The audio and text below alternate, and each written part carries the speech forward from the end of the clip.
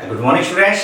आज हम प्रश्नावली 1.5 का प्रश्न नंबर 5 आपके बीच लेके आए हैं। प्रश्न नंबर 5 में 4 प्रश्न हैं, जिसमें से हमने 3 लिए हैं, चौथा आप अपने आप कर सकते हैं जब इनको हम करके देखेंगे।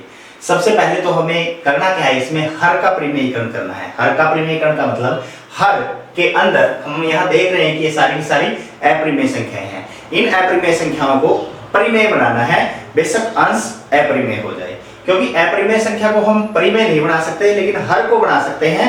अंश में अपरिमेय संख्या चली जाएगी। किस प्रकार, पहले ध्यान से देखें। यदि नीचे एक सिंगल एकमात्र ही वर्गमूल वाली संख्या है, तो हम उसी संख्या को ऊपर नीचे गुणा कर देंगे। वर्गमूल 7 को नीचे गुणा करें, वर्गमूल 7 को ऊपर और नीचे से गुणा करने पर सेम अंक से कोई भी फर्क नहीं पड़ेगा। वर्गमूल 7 की 1 के साथ गुणा वर्गमूल 7, और वर्गमूल 7 की वर्गमूल 7 से गुणा करेंगे तो ये हो जाएगा वर्गमूल 49। सतोशती 49, और 49 का वर्गमूल क्या होता है, 7। ठीक है ना। एक वर्गमूल वाला उसी संख्या के वर्गमूल वाले से गुणा होगा तो वर्गमूल कट जाएगा। समझ आ गया?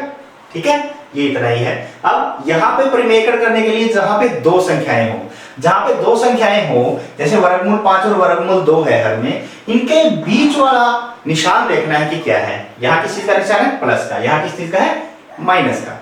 नेगेटिव साइन है और ये पॉजिटिव साइन है। तो हमें ये चीज ध्यान रखनी है कि यदि हमें वर्गमूल इनका दूर करना है तो हमें इनका स्क्वायर बनाना पड़ेगा। स्क्वायर का मतलब वर्ग, इसका वर्ग होना चाहिए, इसका वर्ग, तभी इनका वर्गमूल कटेगा। तो ये सर्वसम्मिका हमारे काम आएगी, जहां पर एक बार तो ये संख्याएं जोड़ में होती है, एक बार घटा में, a जमा b a घटा b, तो उसका हमारे पास सॉल्यूशन क्या हो जाता है, a की शक्ति 2 घटा b की शक्ति 2। अर्थात यदि यहाँ जमा में है तो हम इसी संख्या को किस में ले लेंगे, घटा में ले लेंगे। समझ में आ गया ना। देखो ये जोड़ में था, बस मैंने घटाई किया और कुछ भी नहीं किया। अब यहाँ पे इसको गुणा करें, ये तो वर्गमूल 5 घटा वर्गमूल 2 ऐसे कैसे आ जाएगा, क्योंकि एक के साथ गुणा तो वही आगे है। अब यहाँ एक बार जोड़ा एक बार घटा है, जब इनकी गुणा करेंगे तो वहां से पहले का वर्ग वर्गमूल 5 का वर्ग घटा दूसरे का वर्ग वर्गमूल 2 का वर्ग। ठीक है। अब यहाँ से वर्गमूल 5 घटा वर्गमूल 2 ऐसे कैसे ही है, वर्गमूल 5 का वर्ग क्या बन गया, 5, और वर्गमूल 2 का वर्ग क्या बन जाएगा, 2। ठीक है। अब यहाँ से वर्गमूल 5 माइनस वर्गमूल 2 बटे 5 में से 2 गए 3। ये हमारे पास हर में परिमेय संख्या आ गई, तो हर का परिमेयीकरण हो गया।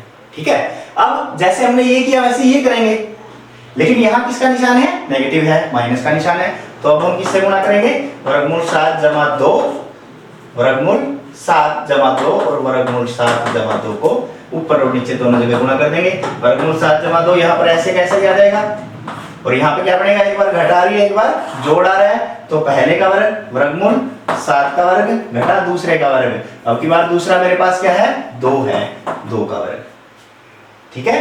अब यहाँ वर्गमूल 7 जमा 2 ऐसे कैसा ही, और वर्गमूल 7 का वर्ग 7 घटा अब 2 का वर्ग, यहाँ वर्गमूल नहीं है इसके साथ, तो 2 का वर्ग हमारे पास क्या हो जाएगा, 4।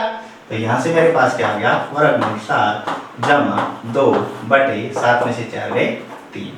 तो यहाँ भी हर का परिमेयीकरण हमारा हो गया।